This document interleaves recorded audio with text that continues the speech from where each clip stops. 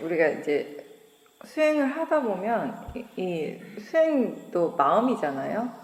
수행을 마음이 하는 거니까 이 수행하는 마음이 항상 좋은 것도 아니고 또 항상 나쁜 것도 아니에요. 물론 수행자가 느끼기에는 대체로 나쁜 것 같이 느낄 때가 많긴 하지만, 근데 이게 우리가 이제 수행 인터뷰를 하다 보면 어떤 얘기들이 많이 나오는가 하면은 사띠가 오랜만에 잘 돼가지고 너무 좋았는데 이게 갑자기 그 다음날은 갑자기 사띠가 그 좋은 마음이 질이 확 이제 바뀌어버리고 다시 또 사띠가 안 되고 뭐 이런 얘기들을 하거든요. 예전에 제가 샤오민에서 사화독계 이제 인터뷰 받고 할 때도 이렇게 같이 모여가지고 이렇게 인터뷰하면 자주 나오는 내용 중에 하나가 그런 거였어요. 수행자들이 이제 뭐 여러 가지 이제 인터뷰 하는데 주로 이제 잘 나오는 내용 중에 하나가, 아니 어제 수행할 땐, 어제 자성할 땐 수행이 너무 잘 됐는데 이렇게만 계속하면 다 될 것 같은데 오늘은 갑자기 도대체 수행을 어떻게 해야 되는지 모르겠다. 내가 완전 바보가 된 것 같다. 막 이런 이제 인터뷰들을 자주 듣는데, 그게 결국에는 이 마음이, 수행하는 마음이 수행하는 것 자체에 대해서 얼마만큼 능숙한가, 익숙한가에 따라 그런 것들이 이제 달라지는 것인데, 수행이 아직 충분히 능숙해지지 않으면 사띠가 좋을 때하고 수행이 잘 될 때하고 잘 되지 않을 때 차이가 굉장히 격차가 크게 나타나게 되는 것이에요.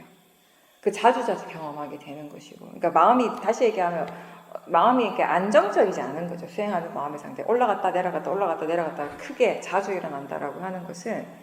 그래서 수행하다가 문득 자기 자신도 모르게 사띠의 가속도가 막 생기면 너무 좋고 행복하고 너무 좋은데, 이제 그 상태가 뚝 갑자기 떨어지게 되면 이제 굉장히 절망스러워지는 거예요. 실망하고 절망하고.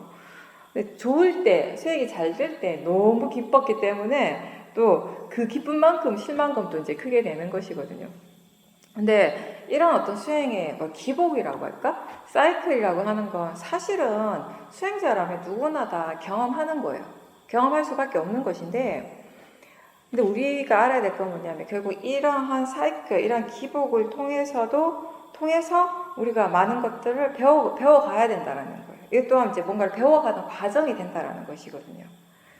어느 정도까지는 누구나 다, 그러니까 근데 이게 우리가 사띠가 이제 많이 좋아지고 굉장히 안정적이 되고 오력의 힘이 많이 좋아지게 되면 지혜가 항상 이끌어가는 그런 수행을 하게 되면 사실 이런 기복들은 별로 안 느끼게 되는데, 그 전까지는 이런 반복되는 사이클들을 경험을 할 수밖에 없는데, 그렇다면 이런 것들이 일어날 때 이런 마음의 상태들이 일어나고 있다는 것을 우리가 대상으로 알아차려야 돼요.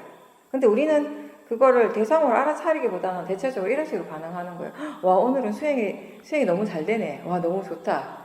그러다가 또 그 다음이 되면 수행이 왜 이렇게 안 되지? 라고 생각하면서 이제 마음이 왔다 갔다 이렇게 하게 되는데, 근데 그게 아니라 일어나는 그 각각을 마음이라고 알고, 그러니까 내가 수행하는 것이 아니라, 내가 아니라 마음이잖아요. 그죠? 마음의 상태로 알고, 그리고 그 대상으로 계속 알아차려야 한다는 것이에요. 그렇게 하다 보면 이제 마음이 뭔가를 이제 깨닫게 되는 거죠. 뭘 깨닫게 되는가 하면, 결국 정말 좋은 상태도 계속 유지될 수 없다라는 거, 지속되지 않는다라는 거, 결국 사라지게 된다는 것이고, 또 마음이 좋지 않은 상태 또한 그게 일어날 때 너무너무 괴롭고 계속 영원할 것 같지만 그것도 영원하지 않다라는 것이에요. 마음이라고 하는 것은 결국 이렇게 계속 변하는 것이라는 거, 마음의 상태라고 하는 거, 수행하는 마음도 계속 달라진다라는 것이에요. 그런 것들을 마음이 좀 깨닫게 되면 그런 이제 이 변화에 대해서 마음이 좀 반응을 아무래도 덜 하게 되는 거죠. 근데 그런 것들을 깨닫는다라고 하는 것 자체도 사실은 이런 이해가 기본적으로 생겨야 되는 거예요. 수행하는 것이 나라고 하는 그런 믿음이 굉장히 강하다면은 결국 이런 것들에 대해서 계속 이 마음이 반응을 크게 할 수밖에 없는데, 이게 마음이라고 알아야 되는 거예요. 수행이 결국 마음이라고 이해하는 거. 수행하는 것이 내가 아니라 마음이라고 이제 그런 이해가 있을 때 이런 반응들도 우리가 덜 하게 되는 것이에요. 그리고 그런 반응들을 아무래도 덜 하게 된다면은, 그러면 이제 이 마음이 좀 더 이렇게 안정적인 상태에서 대상으로서 지켜볼 수 있게 되잖아요. 그죠? 그러면 그때 우리가 어떤 이익이 있는가 하면 수행이 잘 돼요. 갑자기 가속도가 막 붙었어요. 그러면 나도 모르게 가속도가 붙었다라고 우리가 표현을 하는데 사실은 그걸 알아야 되는 것이거든요. 그러니까 가속도가 붙었다는 그 결과만을 우리가 경험하는 것이 전부가 아니라 그건 결과잖아요. 결과. 지금 우리가 체험하는 모든 것들은 결과예요. 결과. 근데 수행에서 말하는 통찰지라고 하는 거, 뭔가 이해했다라고 하는 것은 결국 뭐냐면 어떤 조건으로, 어떤 원인으로 이러한 결과가 일어나는가를 이해하는 것이거든요. 그래서 이런 이 수행에 기복이 많이 이렇게 생길 때 그런 이런 수행의 어떤 기복들 자체를 좋을 때나 나쁠 때나 그거 그냥 마음이라고 알고 단지 대상이라고 알아차려야 할 대상이라고 우리가 알면서 그 조금 마음 그런 것들에 대해서 반응을 좀 약하게 하면서 그 자체를 대상으로서 이제 지켜볼 수 있을 때 그걸 통해서 얻어지는 이익이 이제 그건 거예요. 수행이 잘 될 때 그럼 어떻게 해서 잘 되는가에 대해서 우리가 그 생각을 할 수 있다는 것이에요. 그냥 생각만 하는 것이 아니라 지켜보는 거잖아요. 지켜보는 것을 통해서 이제 궁금하게 생각하는 거죠. 어떤 원인으로 해서 수행을 어떻게 했기 때문에 마음이 어떤 조건 때문에 이런 가속도가 생길 수 있었는가라고 마음이 이제 궁금해하면서 수행을 하는 것이고요.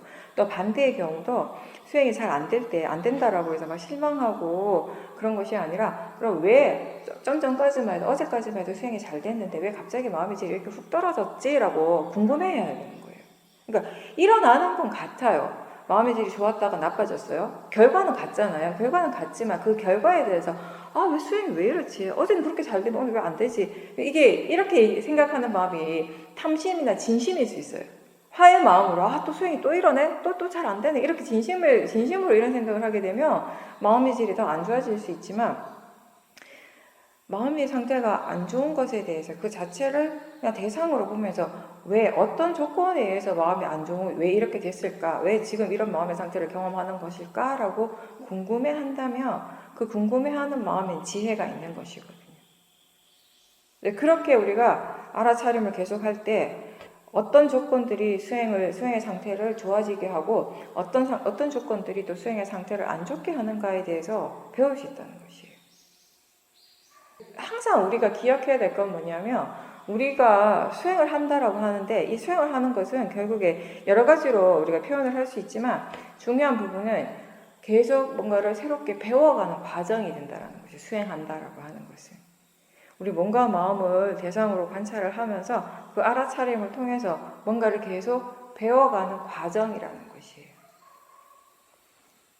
그렇게 우리가 알 때 그리고 아까 제가 본문에서도 그런 얘기를 했지만 번뇌는 누구에게나 다 일어나죠. 누구한테는 다 일어나고 마음의 질은 안 좋을 수도 있는데 그때 중요한 건 뭐냐면 번뇌가 일어날 때 그 번뇌 자체에 포커스를 두는 것이 아니라 항상 수행자의 마음은 어디에 포커스를 두는가 하면 수행하는 마음 쪽에 포커스를 두라는 것이에요. 그러니까 즉 다시 얘기하면 지금 번뇌가 일어나고 있지만 우리한테 중요한 거는 이 번뇌를 알아차리는 마음도 있는가? 마음이 함께 일어나고 있는가? 이 마음이 있다면 괜찮다는 것이에요. 이거는 이 번뇌가 일어나고 있지만 번뇌가 번뇌 일을 하고 있지만 수행하는 마음이 수행이라고 하는 일을 하고 있기 때문에 괜찮다는 것이에요. 그 대신에 이때 항상 조심해야 될 건 유의해야 될 건 뭐냐면 이 마음이 지금 견해가 바른가? 그러니까 대상을 지켜볼 때 힘든 게 뭐냐면 이 견해가 바르지 않은 상태에서 볼 때가 많다는 것이에요. 이미 지금 일어나고 있는 이 화에 대해서 이미 싫어하는 마음으로 보고 있는 거예요. 화라고 하는 자체를 뭔가 우리가 부정적인 대상으로 보고 있는 거예요. 근데 이거는 부정적인 대상도 아니고 긍정적인 대상도 아니고 싫어해야 될 것도 아니고 좋아해야 될 것도 아니고 그냥 대상이에요. 대상. 알아차려야 할 대상. 그렇게 우리가 수행을 할 수 있다면 이 대상 쪽에서는 무엇이 일어나든지 간에 아무리 번뇌가 일어나더라도 수행하는 마음이 바르게 수행을 하고 있기 때문에 괜찮다라고 하는 것이에요. 그게 수행의 진정한 가치고 수행의 의미라는 거죠. 우리가 왜 수행을 하는가라고 했을 때 모든 것이 다 좋아지기 위해서 좋은 것만 일어나기 위해서 좋은 것만 경험하기 위해서 수행을 하는 것이 아니라 내가 수행을 하더라도 일어나는 것은 그것이 일어나야 할 조건대로 일어나는 것이에요. 원인과 결과로서 일어나는 것이에요. 근데 그거를 우리가 그냥 마음으로서 받아들이고 대상으로서 자연적 이치로서 받아들일 수 있는 것이 수행의 이익인 것이죠. 그래서 이런 어쩔 수 없이 우리가 수행의 과정에서 그러니까 지혜가 굉장히 안정적으로 되기 전까지는 이 수행의 과정에서 수행하는 마음의 상태가 좋았다 나빴다 좋았다 나빴다 하는 그 기복은 그 사이클은 어쩔 수 없이 경험하게 되는데, 어차피 경험하는 것을 우리가 이거를 좋지 않은 것으로 불만의 대상으로 보는 것이 아니라 뭔가 이걸 통해서도 마음의 성질에 대해서 수행하는 그 자체에 대해서 배울 수 있도록 그렇게 수행하는 연습을 해야 된다는 것이죠.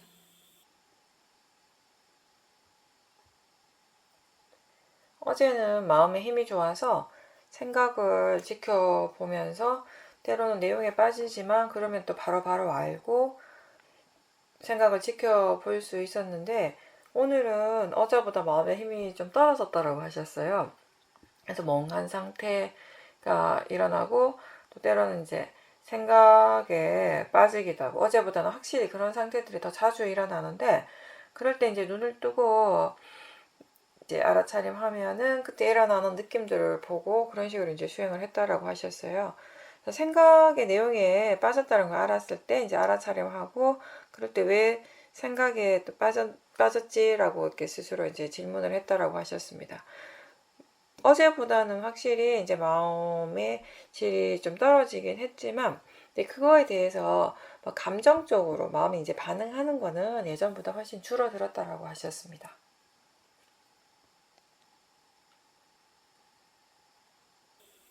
그렇죠. 이제는 그 사람께서 그게 이제 마음이라고 하는 이해가 예전보다는 많이 생긴 거예요. 그러니까 예전에는 아무래도 그게 마음이다라고 생각은 하지만 여전히 자꾸 그걸 나하고 동일시를 많이 했거든요. 이게 일어나는 것을 특히 수행할 때 이 수행의 마음의 상태 자체를 나하고 동일시하게 되면 수행의 상태에 따라서 감정의 기복이 생기게 돼요. 그러니까 수행의 상태만 기복이 생기는 것이 아니라 그것에 따라서 감정까지 기복이 생기게 되면 진짜 수행하기가 힘들어지는 것이거든요. 좋았다 나빴다를 막 계속 반복하게 되면. 근데 그거를 내가 안 하려고 해서 안 되는 거, 안 하게 되는 것이 아니라 마음이 얼마만큼 이해를 하는가에 따라 달라지게 되는 것이니까, 예전에는 그 수행을 내가 한다라고 하는 그런 자기 동일성이 강했고 지금 약해지니까 그 결과로서 확실히 이제 이 수행 자체는 기복이 있을 수 있지만, 왜냐하면 수행을 하는 건 내가 아니라 사티, 사마디, 지혜, 오력이 수행을 하는 것이니까 그 지혜 힘이 좋을 때는 그런 기복들이 없거나 약하게 일어나는 것이고, 지혜 힘이 약할 때는 그런 것들이 이제 더 크게 일어나게 되는 것이고요. 그래서 그런 것들에 대한 기본적인 이해가 좀 깔려있기 때문에 수행하는 마음은 업다운이 있어도 거기에 따른 감정적인 변화는 크게 없는 거예요. 일단 그럼 감정적인 변화가 없다라고 하는 건 그만큼 마음이 번뇌로서 반응을 하지 않는다라는 거잖아요. 그렇기 때문에 지금 그 상태 자체를 이제 대상으로 볼 수 있게 되는 것이죠. 예전처럼 만약에 마음이 크게 반응을 하고 감정이 많이 일어나게 되면 그 감정 때문에 그 대상으로 지켜보는 것이 힘들었잖아요. 이제 그런 부분, 지금 같은 경우는 사실은 권사님께서 그걸 통해서 또 수행을 할 수 있는 거죠. 그러니까 기복이 있어서 잘못됐다, 기복이 있어서 수행이 잘 안 되는 거다, 안 좋다라고 생각할 것이 아니라 기복이 있는 그 전체적인 그런 마음의 상태 자체를 대상으로 볼 수 있으면 되는 거니까, 그죠? 이제 그런 연습을 계속 하시면 되는 거죠. 근데 이제 제가 아까 수행이 잘 될 때는 왜 잘 되는지 안 될 때는 안 되는지라고 궁금해하는 것이 필요하다라고 얘기했는데, 사실 그런 궁금증을 가지고 수행을 할 때 항상 조심해야 되는 건 뭐냐면, 왜 그렇지라고 생각할 때 첫 번째 드는 그런 생각들이 자꾸 뭔가를 이렇게 본인이 자꾸 해석을 하려고 해요. 관념적으로 내가 아침에 뭘 이렇게 해가지고 그래서 그걸 보는 게 아니잖아요. 이미 내가 들어가면 끝난 거예요. 그게 아니라 왜 그렇지? 라고 했을 때 마음이 궁금해하는 건 100% 빠라마타의 부분이에요. 그래서 항상 지혜가 궁금해하는데, 궁금해한 다음에 이제 조사를 하는 거잖아요. 궁금한 것 자체가 사실은 마음이 이제 조사를 할 수 있는 과정이 되는 것인데, 조사를 할 때 항상 우리가 유의해야 될 게 바로 그 점이에요. 내용적인 부분, 관념적인 부분이 아니라 빠라마타에 대한 조사예요. 그래서 궁금해하는 것까지만 해야 돼요, 사실은. 왜 그렇지? 라고 생각을 하고요. 그 다음에 생각을 내가 뭔가 이렇게 계속 지속시켜 나가기보다는 그냥 그런 정도로만, 그러니까 마음이 거기에 관심을 두라는 것까지예요. 거기까지. 계속 거기에 대해서 생각을 하다 보면 자꾸 이제 쓸데없는 생각들을 하게 되고, 그러다 보면 생각의 내용이 또 빠지게 되는 것이거든요. 그냥 정말 말 그대로 그냥 궁금해 하는 거예요. 왜 그럴까? 라고. 그렇게 왜 그럴까라고 궁금해하는 것만으로도 수행하는 마음 쪽에 지혜를 일깨워줄 수가 있거든요. 깨워줄 수가 있거든요. 항상 제가 얘기하듯이 질문을 하는 것의 가장 큰 목적은 뭐냐면 마음을 깨워주는 거예요. 사띠를 깨워줄 수 있고 지혜를 깨워줄 수 있어요. 여기 같은 경우, 지금 같은 경우는 왜 그럴까라고 질문하는 것이 사띠를 깨워준다기보다는 지혜의 마음을 깨워주는 역할을 하는 거죠. 그리고 그 다음에는 내가 하는 것이 아니라 지혜가 알아서 해야 되는 것이거든요. 네. 그리고 어제같이 수행이 잘 될 때, 그죠? 생각의 내용이 더 많이 안 빠지고 수행이 잘 될 때는 아무래도 좀 이 육문의 대상 쪽보다는 전체적으로 이렇게 알아차림을 대상으로 수행을 하려고 더 이렇게 그쪽 방향으로 가시는 게 더 좋아요. 그렇게 하면서 더 나아가서는 대상과 알아차림 전체를 하나의 큰 그림에서 보는 수행. 그러니까 그럴 때 수행자는 어떤 느낌이 드는가 하면 이렇게 돼요. 수행하는 마음이 자꾸 이렇게 멀어지는 느낌. 더 멀리 물러나서 보는데, 근데 신기하게도 느낌적으로는 더 물러나는데 알아지는 것들은 더 많고 더 자세하게, 더 미세한 것들을 알게 되는 것이죠. 예전에는 물러나서 보는 적이 더 많았었는데 요즘은 그냥 그거는 내버려 두고 내가 알아차린다라고 혹시 마음이 오해하고 있는 건 아닌지, 수행에 나라고 하는 것이 이제 내가 수행하고 있다라고 생각하면서 수행하고 있지 않은지 그런 것만 이제 확인을 하고 예전만큼 이렇게 마음이 뒤로 물러나는 것 같지는 않다라고 하셨습니다. 근데 수행이 잘 될 때 본인이 느끼기에 사티가 자연스럽게, 그러니까 나라고 하는 그런 것, 나의 어떤 관념, 나라고 하는 이런 에너지가 거의 안 들어간 상태로 수행을 하고 있다는 걸 느껴질 때가 있잖아요, 그죠? 그럴 때는 좀 이 수행 자체를 전체적으로 보는 쪽으로 옮기시는 게 더 좋긴 해요. 예전에는 이제 수행자들한테 이제 우리가 아는 쪽에 이렇게 수행하는 마음을 대상으로 보라는 얘기를 하면 너무 의도적으로 그렇게 하려고 하니까 그렇게 하지 말고 그냥 되는 대로 하세요라고 얘기를 하는 거예요. 근데 지금 거사님 제가 볼 때는 그냥 수행 자체는, 사티 자체는 내가 한다기보다는 마음이 알아서 수행하는 경우가 그런 수행이 더 많이 될 것 같거든요. 이제 그런 경우라면 좀 더 이렇게 자연스럽게 이쪽으로, 그 아는 쪽으로 마음의 방향을 조금 바꾸시는 것이 더 결과적으로는 좀 더 이익이 있죠. 그리고 그렇게 하는 것이 사실 일상에서 특히 직장생활 하실 때 훨씬 유리할걸요, 사티 하는 게. 예전에는 사회생활을 할 때 그 수행을 열심히 하려고 노력하는 데 있어서 내가 개입을 많이 해가지고 미리 이제 번뇌가 일어날 것 같다 그러면 미리 뭔가 이렇게 방어를 하고 조심을 하는 그런 경우가 많았고, 지금은 그때와 비교하면 좀 더 자연스럽게 그냥 내가 훨씬 덜 개입하고 그냥 내버려 두는 그런 수행을 하고 있다 보니까 때로는 이게 뭔가 이렇게 한 템포 늦어가지고 번뇌가 이미 일어나고 난 다음에 이제 알아차림을 하고 뭔가 거기에 대해서 이제 대처를 하게 되는 그런 경우들이 일어나고 있다라고 하셨습니다.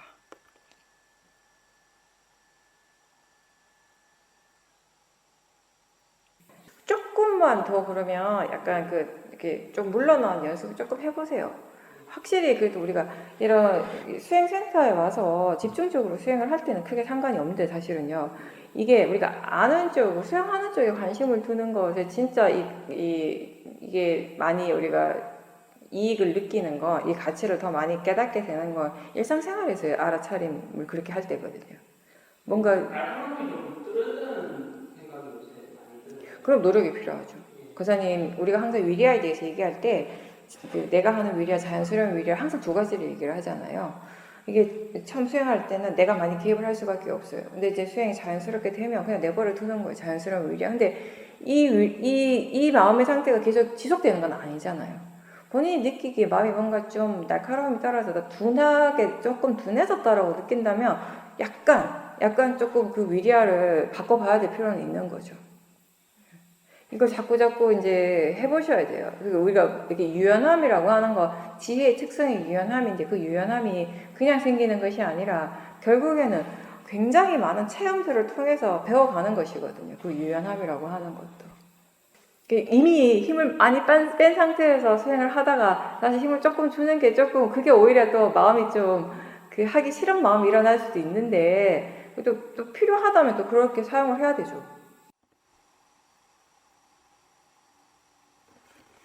거사님께서 지금 본인 수행에서 뭔가 내가 개입을 하는 것과 수행 자체에 내가 개입을 하는 것과 지금 수행의 상태에서 노력을 조금 더 기울여져야 되는 거, 그게 어느 정도가 적절한지에 대해서 뭔가 약간 지금 확실하지 않은 경계에 있다라고 말씀하셨습니다.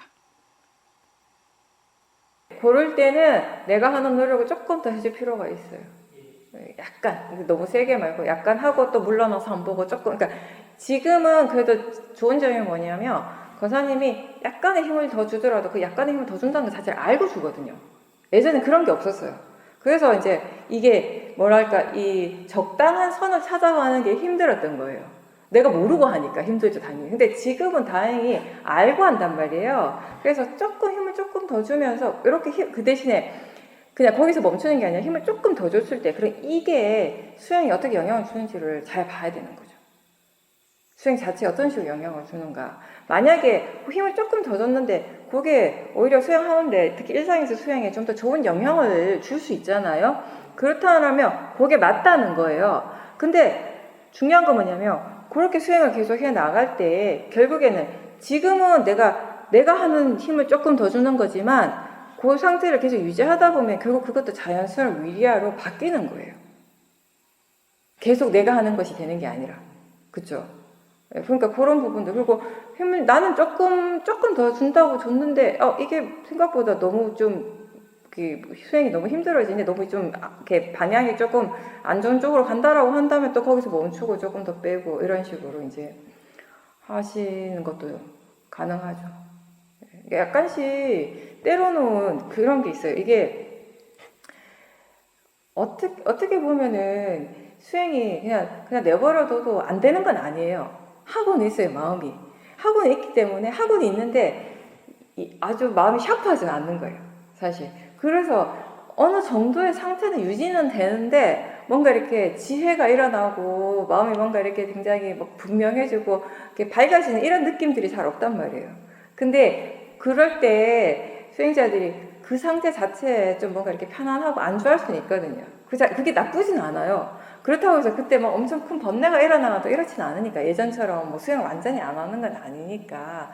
근데 그런 상태에서 거사님 스스로가 뭔가 이렇게 수행하는 그 방향이라든지 아니면 아까 좀 전에 얘기한 것처럼 위리아라든지 이런 부분들에 대해서 조금씩 어떤 변화를 주면서 약간의 변화지만 그게 어떤 식으로 수행에 영향을 미치는지 결과가 어떻게 되는지를 잘 지켜보는 것 또한 수행에서 우리가 뭔가를 배울 수 있는 또 과정이 되는 거죠.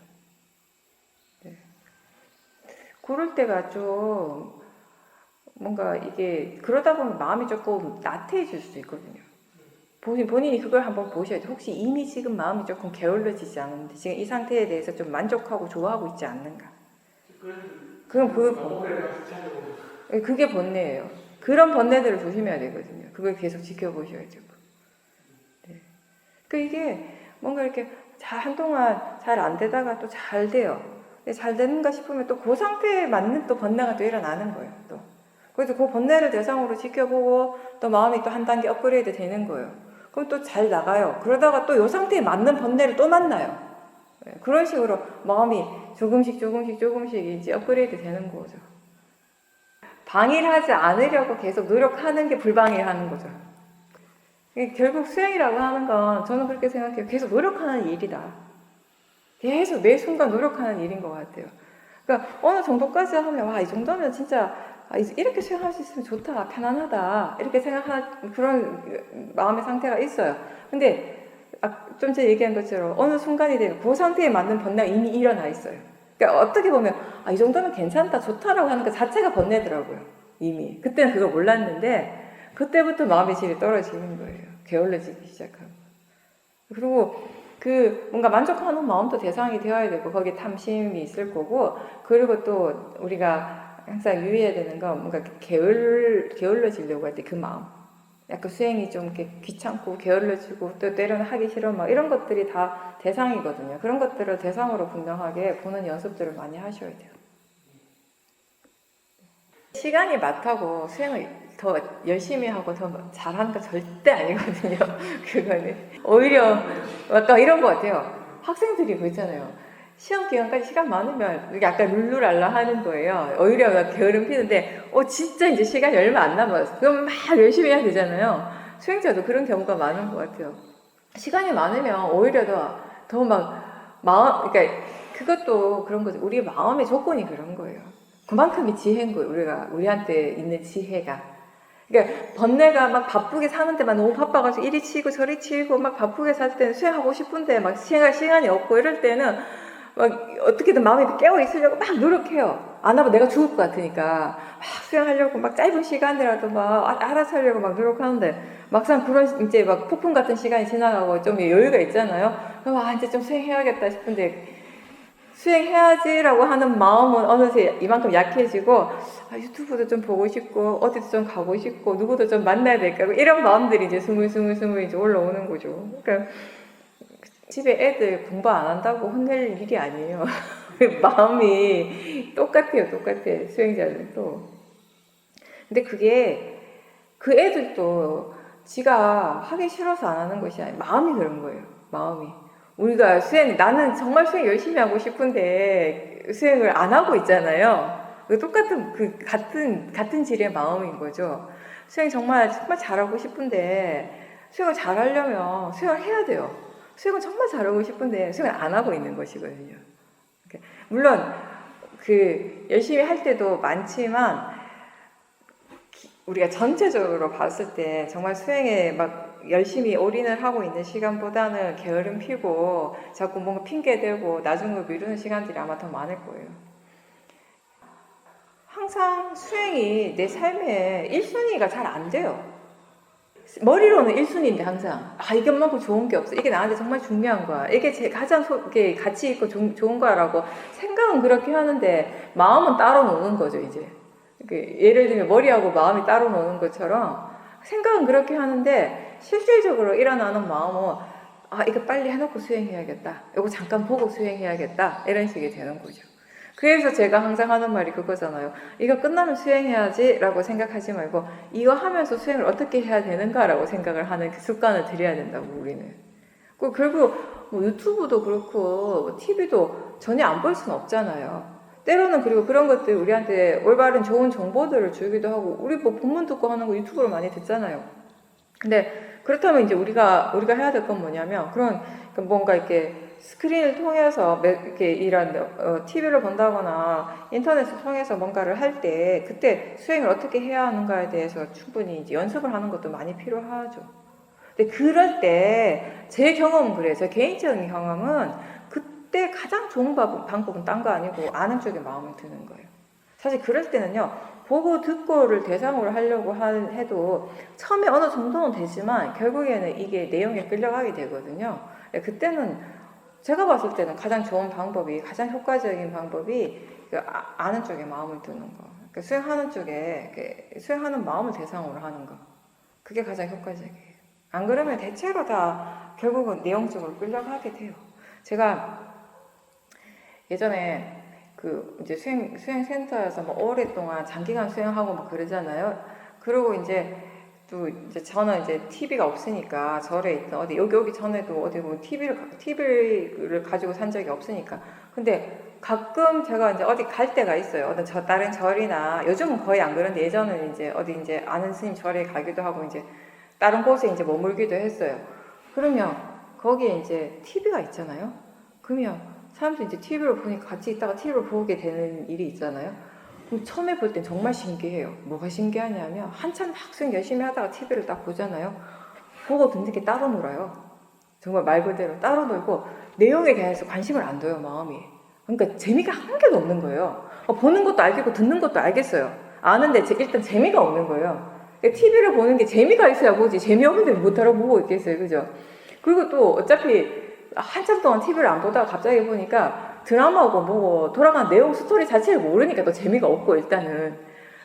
그래서 그냥 저절로 수행을 하게 돼요. 보는 것으로 듣는 것 수행하게 되고 TV 보고 싶은 생각이 전혀 안 드는데 정말 신기한 건 뭐냐면 이틀 지나고 3일 지나고 4일 지나잖아요. 점점 재밌어져요. 그게 그냥 저도 모르겠어요. 그냥 재밌어져요. 점점 내용에 빠지고 있더라고요. 저는 그런 경험들을 하면서 스스로 어떤 생각을 많이 했냐면 절대로 나의 지혜를 믿으면 안 돼. 내 지혜를 너무 과신하면 안 되겠구나. 그런 경험들을 너무나 많이 했기 때문에 요만큼의 지혜구나. 뭐 실망할 것도 없고 또 안 되네. 또 이만큼밖에 안 되니 실망할 것도 없고 그냥 그만큼의 딱 거기까지의 지혜인 거예요. 충분하지 않으니까 지혜가 충분하지 않으니까 또 계속 수행을 하는 것이고 제가 사라던 말씀 중에 제일 와닿는 말씀 중에 하나가 우린 알기 위해서 수행을 하고요. 그리고 이해한 것을 더 깊이 이해하기 위해서 수행을 계속 하는 것이라고. 수행을 계속 지속할 수밖에 없는 것은 우리는 계속 이해해야 되기 때문이에요. 지금 요만큼 이해한 것이 지금 나한테 닥친 번뇌한테 충분히 효과가 있어요. 근데 딱 요만큼까지의 효과인 거예요. 다음에 이만큼의 번뇌가 일어나면 이거는 크게 효과가 없는 거예요. 그래서 언제 어떤 대상들을 만나고 어떤 번뇌에 부딪힐지 모르기 때문에 우리는 할 수 있는 최대한 지금 내가 할 수 있을 최대한 수행을 해야 되는데 그런 시간의 여유가 있을 때 뭔가 이제 수행에 집중할 수 있는 그런 여유가 있을 때 수행에 집중을 안 한단 말이죠. 근데 그게 뭐겠어요? 모아죠, 모아. 우리한테 기본적으로 깔려있는 모아의 마음인 거죠. 뭔가 이렇게 내가 다급해야지 다급할 때만 수행해야지 하는 거는 아직 그만큼의 이 수행에 대한 올바른 수행의 가치에 대한 이 알미 부족한 거죠. 내가 그동안 수행하면서 수행에 대해 이익을 충분히 경험하고 그 가치에 대해 충분히 이해했다 하더라도 아직 부족하다라는 것이에요. 그러니까 지혜의 힘이 좋아지면 좋아질수록 제 스스로가 경험하는 건 그런 것들인 것 같아요. 그러니까 지혜가 조금 일어났을 때하고 지혜가 좀 더 깊어졌을 때의 차이점은 제가 볼 때 제가 경험한 것은 그거예요. 지혜가 조금 일어났을 때는 그 지혜가 세상이 전부인 것 같이 느껴졌어요. 내가 다 아는 것처럼. 뭐 그 지혜가 세상 꽉 채운 듯한 느낌이 충만한 느낌이 들었다면 더 많은 것들을 이해했을 때는 아직도 많이 부족하다라고 아는 지혜가 함께 있다라는 것이에요. 그래서 계속 수행을 할 수밖에 없다라는 것이죠. 예전에는 수행이 잘 안 될 때, 지혜가 일어났다가 또 마음의 질이 떨어졌을 때 그것 때문에 많이 실망을 했지만 지금은 그냥 그걸 그대로 받아들이는 거예요. 또 그렇구나. 또 이런 마음이 일어났구나. 그렇게 되는 거죠. 뭐가 일어나든 시간에 그건 내가 아니니까. 뭐가 일어나든 시간에 그것이 일어날 조건에 따라서 일어나는 마음이니까요. 대상이니까. 그렇게 보는 힘이 조금 생기는 거죠. 예전에 사화두께서 그 말씀 진짜 많이 하셨어요. 이렇게 사화두께서 시험민이 계시면 수행자들이 오고 가고 막 하잖아요. 그럼 어떤 수행자들은 계속 이렇게 반복해서 온단 말이에요. 특히 미얀마 수행자들은 그렇겠죠. 아무래도 와서 한 일주일 정도 수행하고 집에 갔다가 또 한두 달 있다가 또 와서 하고 뭐 이런 사람들이 많죠. 또 이제 외국 수행자들도 우리 같은 사람들도 이제 자주 가니까 1년에 한 번씩 가가지고 이제 몇 달씩 수행하고 이러니까. 사화두께서 여기 있을 때는 수행 열심히 하는데 그래가지고 이제 겨우 이제 유치원 졸업하고 초등학교 졸업하고 이제 중학교까지 겨우 갔는데 자기 나라 가가지고 한 1년쯤 있다가 오면 다시 유치원이라고 다시 시작하고 또 다시 시작하고 언제 대학교 갈래? 맨날 그러셨어요. 너 언제 대학 갈래? 일상에서 사띠가 계속 이어지기 위해서 가장 기본적으로 필요한 것은 우선 바른 견해. 왜냐하면 견해가 바르지 않으면 사띠가 이어지는 건 불가능하잖아요. 그리고 이제 그 다음 중요한 게 뭐냐면은 우리가 아는 마음, 수행하는 마음 대상으로 볼 수 있는가. 근데 이렇다고 해서 이게 아는 마음 항상 봐야 된다 이건 아니에요. 아닌데 그때 따라서 이제 이 마음이 수행을 할 때, 법이 알아서 수행을 할 때는 지금 상황에서 어떤 것을 대상으로 보는 것이 더 유리한가, 더 이익이 있는가, 효과적인가를 알기 때문에 지가 알아서 이렇게 하거든요. 근데 그렇게 할 때는 상관없지만, 그렇지 않을 때는 대체로 우리가 일상에서 수행을 할 때는 특히나 뭐 이렇게 TV를 보거나 이럴 때 이런 경우, 아니면 어디 낯선 곳에 여행을 갔거나 이럴 때 가장 효과적인 거는 아는 쪽에 마음을 두는 것이에요. 뭔가 마음이요. 아, 이거 되게 새롭다. 아, 이거 너무 좋은데? 이렇게 생각하면 이미 게임 끝났어요. 그럴 때는 보는 쪽에, 듣는 쪽에 수행을 아무리 하려고 해도 힘들거든요. 그런 경우는 바로 아는 쪽으로 마음이 알고 있는지 그쪽으로 이제 좀 더 물러나가지고 보는 수행을 하시는 게 훨씬 낫죠. 그러니까 그것도 일상에서 보사님께서 경험 자꾸 하시면서 마음이 이제 느껴야 되는 거예요. 깨달아야 되는 거야. 이런 상황에서는 이렇게 되는 것이 더 낫다라는 것을 알게 되면 바로 그쪽으로 마음이 가게 되거든요. 그러니까 저는 일상에서 물론 아는 쪽에 마음을 두는 것이 훨씬 편안하고 그렇게 수행하는 것이 훨씬 수행을 이어가는 것이 좋다라는 걸 알긴 알았어요. 그전에도 이해를 했다라고 생각했는데 예전에 한번 외국에 갔었는데 외국에 가서 수행을 하는데 그때 그 효과를 엄청 많이 볼 거예요. 아는 쪽에다 마음을 뒀을 때 아무래도 외국에 가니까 뭔가 이렇게 보이는 것들이나 이런 것들이 다 마음이 자꾸 새롭다라고 느끼는 거예요. 그러니까 보이는 대상하고서 같아요. 머리는 알아요. 나도 아는데 마음은 반응을 하는 거죠. 어이구 좀 색다른데, 어이구 괜찮은데, 좋은데 막 이런 생각들을 하면서 반응들을 하게 되잖아요. 그럴 때 확실히 그냥 바로 이렇게 아는 쪽으로 바로 이렇게 이 마음을 딱 뒀을 때 확실하게 효과가 있었어요.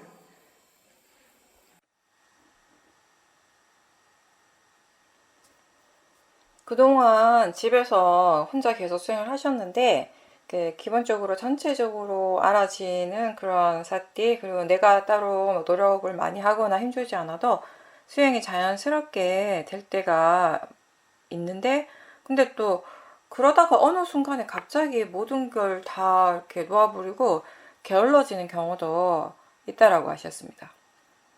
그러면서 또 어떤 때는 열심히 수영을 하고 있다라고 하는 그런 생각 없이 그냥 혼자서 쉬엄쉬엄 하는 것 같은데 문득 지혜가 일어날 때가 있다라고 하셨습니다. 그럴 때 나는 열심히 안 했는데 좀 지혜가 일어나니까 약간 그거 좀 이상한 느낌이 들 때가 있다라고 하셨습니다.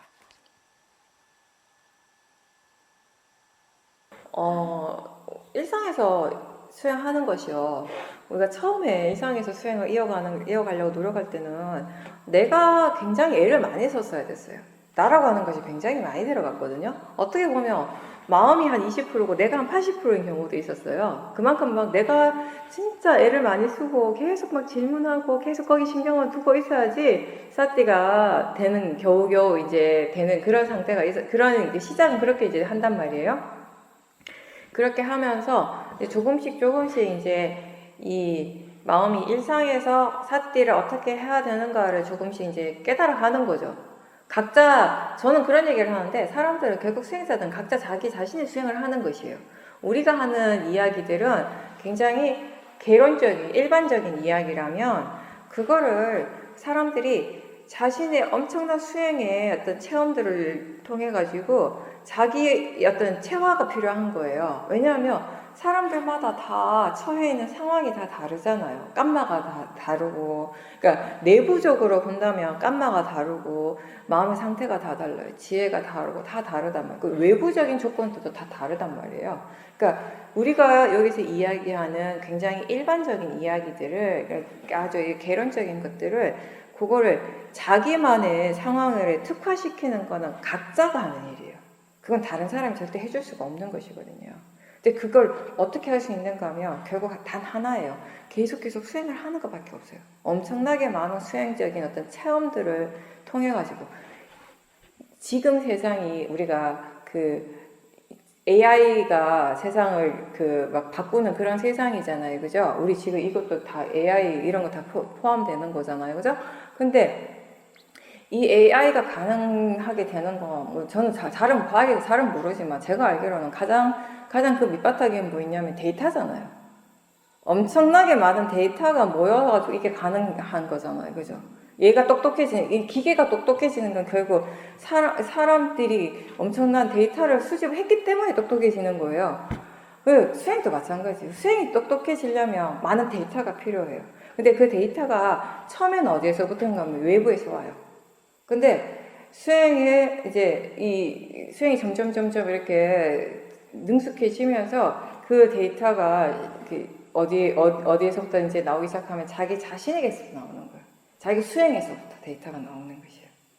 그게 이제 통찰지가 일어나게 되는 기반이 되는 것이거든요. 근데 그 데이터가 많으면 많을수록 지혜가 일어나는데 도움이 된다는 것이에요. 이 AI가 똑똑해지려면 데이터가 많아져야 되거든요.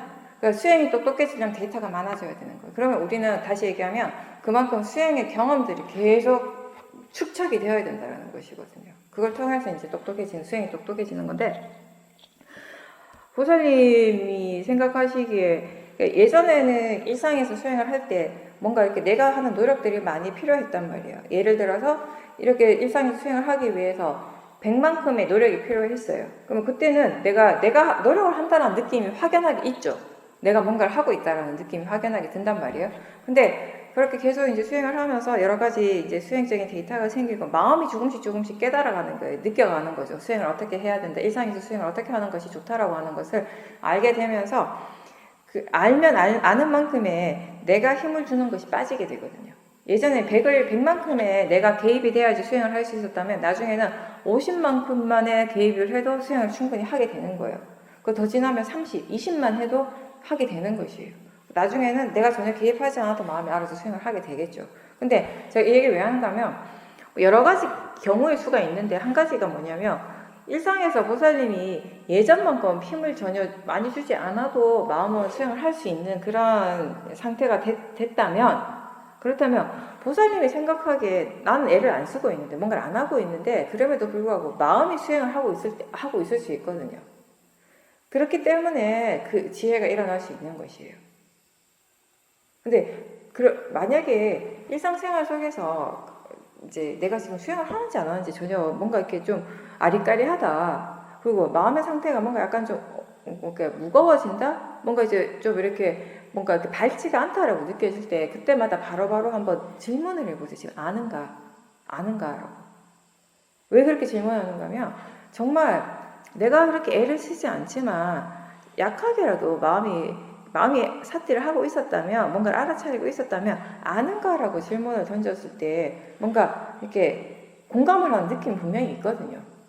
근데 진짜 그 전에 사티가 없었다면은 아는가라고 질문했을 때 뭔가 마음이 확 바뀌는 느낌이 나요. 본인이 일상에서 수행을 할 때 한 번씩 그런 것들을 좀 확인을 하셔요. 지금 마음이 분명하게 수행을 하고 있는지 그런 것들을 한번 확인해 보세요. 왜냐하면 그걸 확인을 했을 때 마음이 수행하지 않을 때도 있지만 의외로 지금까지 계속 꾸준하게 수행을 해온 그런 가속도가 있어가지고 나는 그렇게 크게 애쓰지 않는데 마음이 수행을 하고 있을 때가 있거든요. 그렇다면은 그 마음이 수행을 하고 있기 때문에 지혜가 일어날 수도 있죠, 당연히. 마음이 알기 때문에 우리의 세상이 펼쳐진다라는 것에 대해 예전에는 이론적으로는 이해를 했는데 마음으로는 이해가 전혀 되지 않았었는데 이번에 이제 거기에 대한 이해가 이제 생기기 시작했다고 하셨습니다. 근데 이제 또 동시에 그러면서 예전에는 뭔가 이렇게 지혜가 일어나면은 그것에 대해서 스스로 다시 또 반조해보고 정말 확실하게 아는지 분명하게 알고 있는지에 대해서 이제 또 그 조사도 하고 하는데 이번 같은 경우는 본인 스스로 정말 완벽하게 알았는가라고 볼 때 그것에 대한 확신이 없다라고 하셨습니다.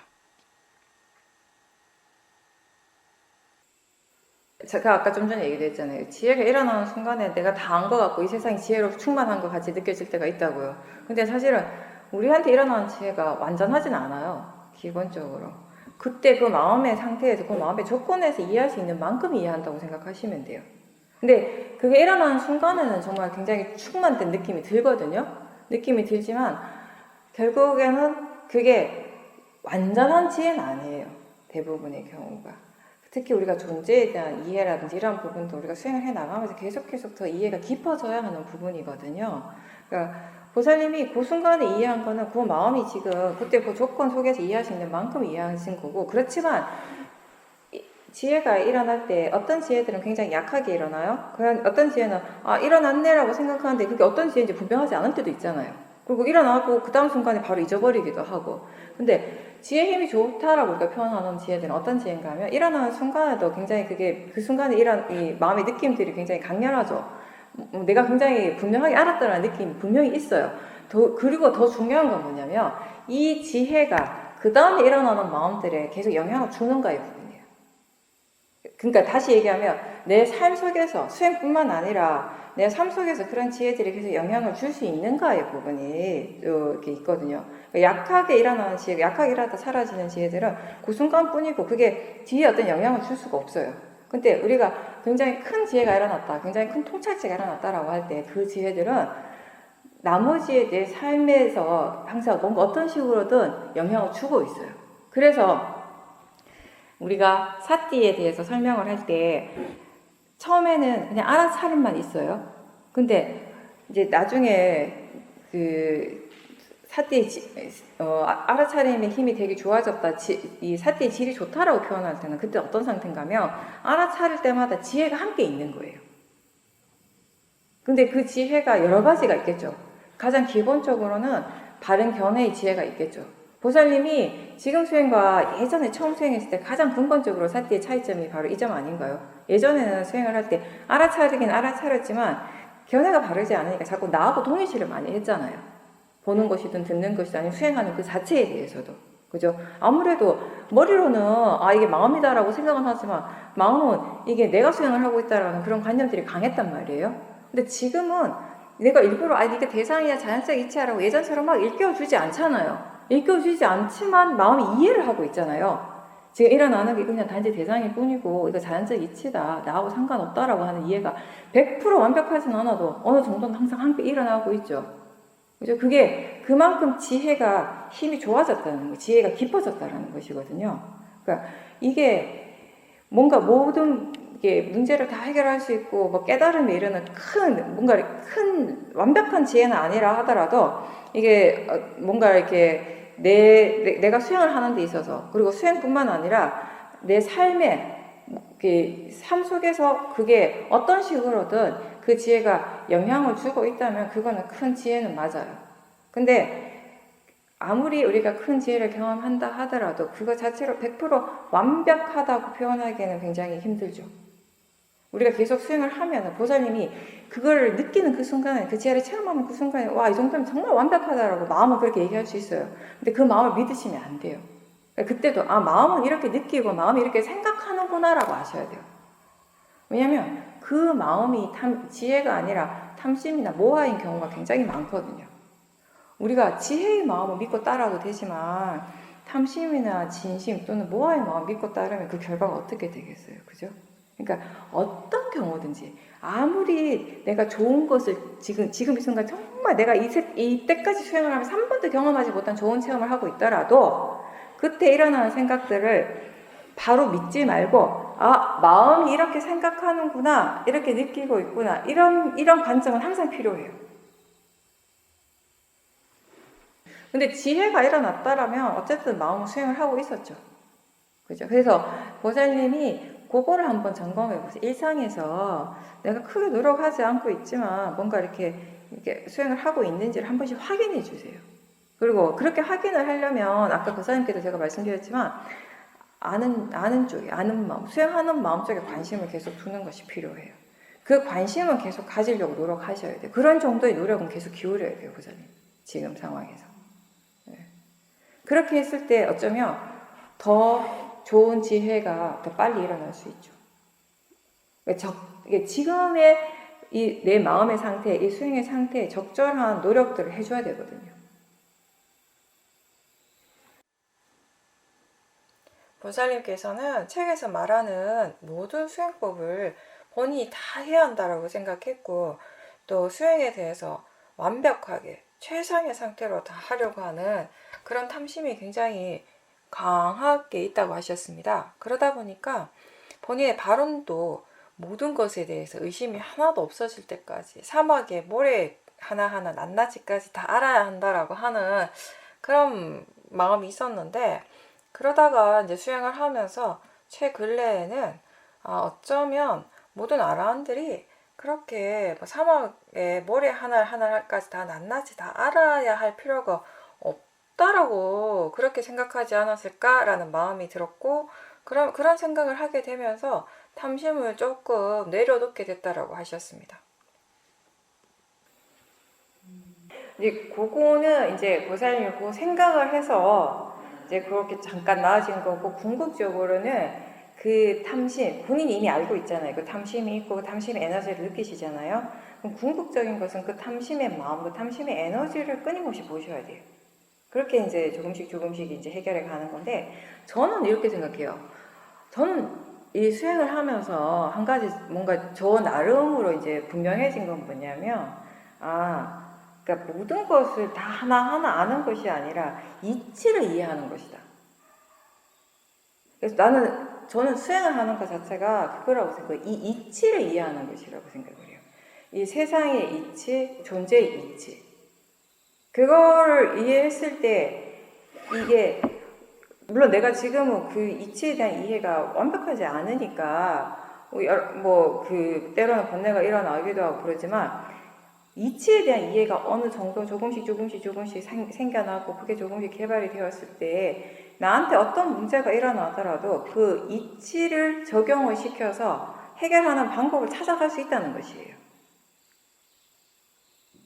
저는 제가 수행을 해서 제 스스로가 이 수행의 가장 큰 이익 중에 하나는 그런 것이라고 생각을 하거든요. 이치를 이해한다는 거. 그러니까 우리가 자연적 이치라고 이렇게 표현을 하는데, 이거 왜 자연적 이치라고 얘기를 하겠어요? 모든 것에 일어나는 모든 파라마타에 공통적으로 적용이 된다는 것이거든요. 뭐냐면 우리가 수학이나 과학에 대해서도 근본 원리에 대해서 충분하게 이해를 하게 되면 나머지 이게 문제를 푸는 부분에 있어서는 쉬운 문제들은 아주 그냥 다 풀게 돼요. 물론 굉장히 까다롭게 막 비틀어 놓고 힘든 문제들은 또 거기에 대해서 좀 골치 아프게 생각을 하고 노력을 해야 되는 것도 있겠지만, 어쨌든 가장 중요한 건 뭐냐면 그 원리 자체를 이해하는 것이거든요. 수학의 공식이라든가 물리의 공식이라든가. 저는 수행을 통해서 우리가 이해하는 것이 그런 거라고 생각해요. 마음의 이치를 이해한다는 것이에요. 근데 그 마음의 이치를 이해했을 때, 뭔가 마음의 이 물질과 정신의 이치를 이해했을 때 결국 우리에게서 일어나는 모든 것들이 그 바깥을 벗어나는 것이 없다는 것이거든요. 부처님께서, 그리고 아라한이라고 하는 존재는 제가 생각할 때는 그 이치에 대해서 완벽하게 이해한 사람들인 거죠. 근데 물론 다 깜만은 다 다르거든요. 그래서 경전에도 그 얘기가 나오잖아요. 무상을 통해서 아라한이 되는 사람이 있고, 무아를 통해서 아라한이 되는 사람이 있고, 고를 이해하는 것을 통해서 아라한이 되는 사람이 있고, 또 우리가 이게 해해탈을 하는 사람이 있고, 양면 해탈을 하는 사람이 있고, 그럼 깜마에 따라서 각자의 그거에 따라 힘에 따라, 마음 힘에 따라서 이제 다 다른 것이거든요. 다 똑같지는 않은 것이지. 근데 그 이치를 완전하게 완벽하게 이해했기 때문에 이제 더 이상의 고통이 없는 것이라고 생각을 하거든요. 보살님이 어제 오늘 생각했다라고 하는 것이 제가 약간 같은 의미라고 생각을 해요. 제가 지금 얘기를 하는 것하고. 그러니까 하나를 다 보려고 하면 끝도 한도 없어요. 근데 중요한 건 뭐냐면 그 하나하나를 다 관통하고 있는 그 밑에서 흘러가고 있는 관통하는 그 이치를 깨달았을 때 우리가 굳이 그 하나를 다 봐야 되고 다 알아야 되는 건 아니라는 거죠.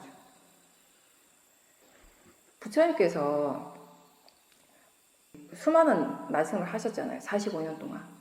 그죠? 수많은 말씀을 하셨는데, 근데 막상 우리가 니까야 경전을 읽어보면요. 그 내용이 계속 반복이 돼요.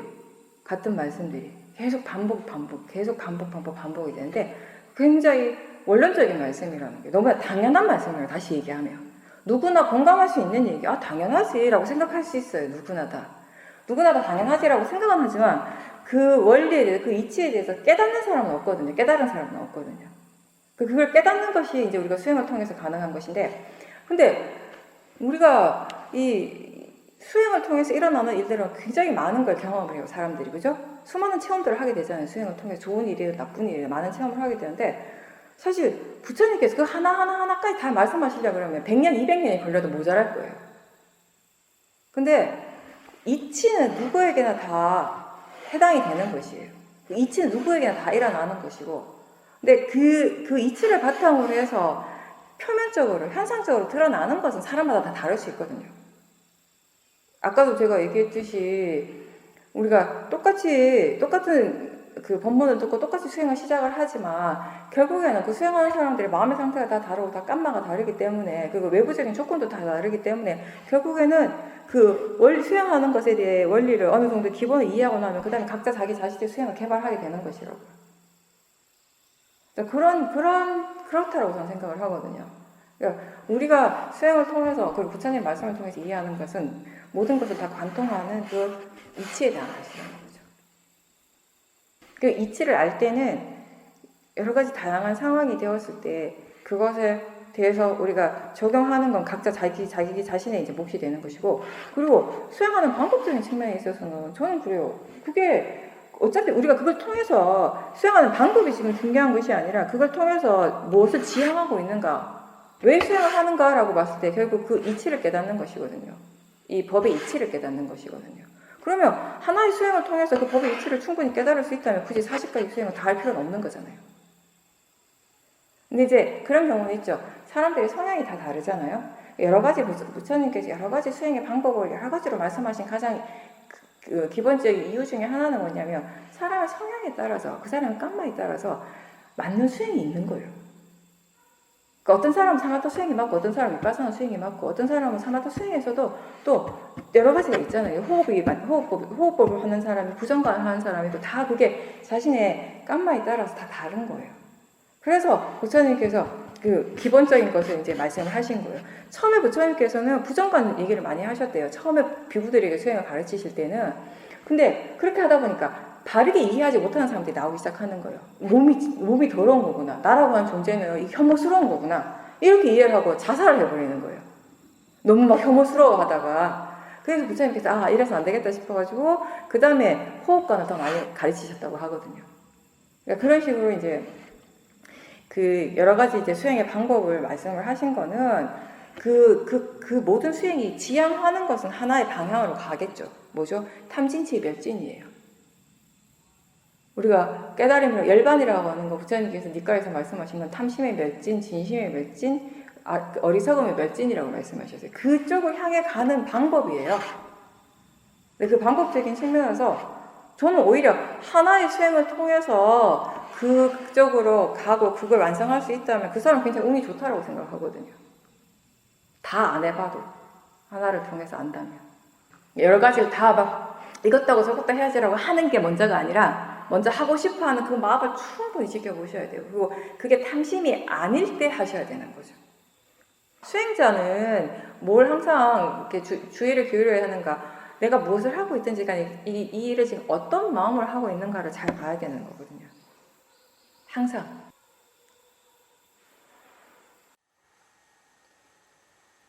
보살님께서는 이제 수행하신 지 얼마 안 됐고, 이게 기본적으로 본인이 자신의 삶 자체에 굉장히 만족하고 있고, 그러다 보니까 도대체 내가 이걸 왜 해야 하는지에 대해서 아직 잘 모르겠다라고 하셨습니다. 그렇게 이제 그런 질문을 했을 때, 아직 그건 사띠의 이익을 경험하지 못해서 그렇다라고 이제 대답을 많이 이제 하니까, 그럼 일단 내가 사띠의 이익을 경험을 할 수 있을 때까지 한번 수행을 해야겠다라는 그런 생각으로 지금 하고 있다고 하셨는데, 이게 조금 하다가 마음이 게을러지고 또 때로는 수행을 놓고 있기도 하고 또 일상생활 때문에 또 이제 수행을 계속 못하기도 하고, 기본적으로 이제 꾸준하게 수행을 하지 못했지만 그럼에도 불구하고 삶 속에서 어떤 문제, 경계에 딱 부딪혔을 때 그 문제 자체에 스스로 막 이렇게 빠져들지 않고 몰입하지 않고 자신의 마음을 지켜보고 있다라는 걸 알게 되셨다라고 하셨습니다. 어떤 마음인지 그 마음을 이제 지켜보고 하다 보니까 예전보다 좀 더 이렇게 현명하게 문제를 해결하게 되었다라고 하셨습니다.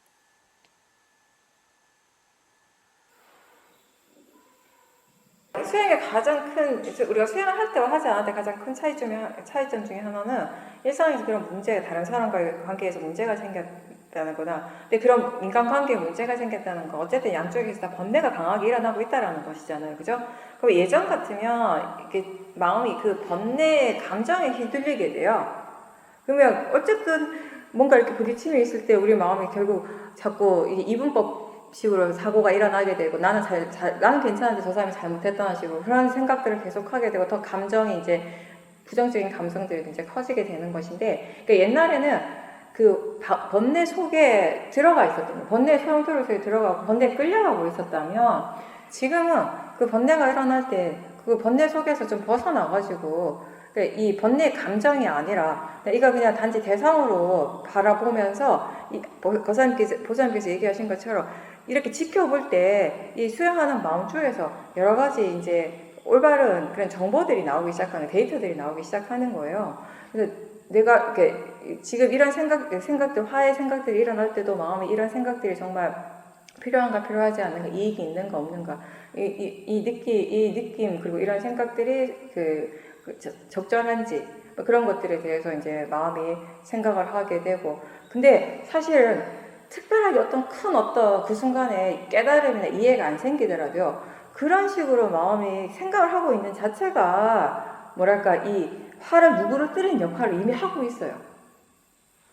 그리고 또 그렇게 수행을 하셨을 때 어떤 이익이 있는가 하면 보사님이 예전에도 삶에 만족을 하셨다고 하셨잖아요. 그죠? 뭐 이 정도면 충분하지, 이 정도면 행복하지라고 했는데 사실은 우리가 내가 행복하다고 생각하는 그런 어떤 상황 속에서도 조금 벗어나서 볼 수 있는 그런 마음이 생기면 뭘 우리가 알게 되는가 하면 내가 예전에 행복하고 편안하고 좋다라고 생각했던 그 안에서도 사실은 많은 번뇌들이 일어나고 있었다라는 걸 이제 알게 되는 거예요.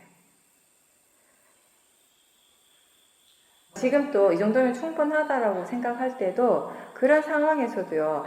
그러니까 제가 하고 싶은 말이 뭐냐면 화가 나고 뭔가 안 좋을 때만 떨어져서 보려고 노력하는 것이 아니라 이건 당연한 거고 그것뿐만 아니라 보사님 스스로 너무 좋다, 행복하다, 만족스럽다라고 그런 어떤 순간에도 알아차리려고 노력을 하시라는 거예요. 그렇게 했을 때 뭘 발견하는가 하면 거기 안에서도 사실은 내가 몰라서 그렇지 이미 번뇌들은 일어나고 있다라는 것이에요. 그런 것들을 우리가 한 번, 두 번, 세 번 계속 반복해서 발견하게 될 때 마음이 이게 정말 내가 좋다라고 생각하는 게 정말 좋은 건가? 내가 행복하다고 생각하는 게 뭐에 대해서 행복하다고 생각했는지 난 뭘 좋아하고 뭘 이게 진짜라고 생각했는가 이런 것들에 대해서 마음이 좀 뭔가 이렇게 의심을 하기 시작하는 거예요. 생각을 하게 하는 거죠. 그런 부분들이 이제 좀 더 이게 수행을 해서 우리가 이해하는 것은 이런 것이에요. 그냥 마음이 이건 좋은 거라고 생각하는 것이 아니라 진짜 좋은 것은 진짜 좋다라고 알고 바른 것은 바르다라고 알고 바르지 않는 것은 바르지 않다라는 분명하게 이해를 하는 것이거든요. 그렇게 알았을 때 그런 이해가 이제 생겼을 때 이제 지금까지 이건 정말 행복하고 좋은 일이라고 생각했던 것이 사실은 그 밑바탕에 번뇌가 있었다라는 거, 번뇌의 마음이, 탐심의 마음이 그걸 즐기고 있었다라는 것을 깨닫게 된다라는 것이죠. 그럴 때 이제 우리 마음이 좀 더 그 순간에, 사실 그걸 깨닫는 순간에 이 수행의 이익, 수행의 가치를 분명하게 다시 스스로 느끼게 되는 겁니다. 깨닫는 거예요. 그러니까 우리가 물러나서 지금 나한테서 일어나고 있는 것들을 대상으로 이렇게 지켜볼 때 이 대상에 대한 마음에 대한 이해가 생기잖아요. 그죠? 어떤 이해가 뭔가 딱 하고 생기는 순간 하고 나도 모르게 하는 순간이 있어요. 근데 하는 순간이 이 대상에 대해서 또는 마음에 대해서 지혜가 일어나는 순간이기도 하지만 동시에 지금 내가 하고 있는 이 수행의 가치를 이해하는 순간이기도 하거든요. 그렇게 되면 이제 청현 스님이 이게 이익이 있다라는 걸 분명하게 알게 될 거다라고 계속 얘기를 했잖아요. 그죠? 이게 정말 이 수행이 나한테 이런 이익이 있구나. 이게 정말 이런 가치를 가지는 정말 좋은 일이구나. 그러니까 해볼 만한 가치가 있구나라는 거를 분명하게 이해하게 되면 이제 그 다음부터는 계속 수행을 할 수밖에 없게 되는 거예요. 지금 분명하게 물러나서 지켜보는 것이 되잖아요.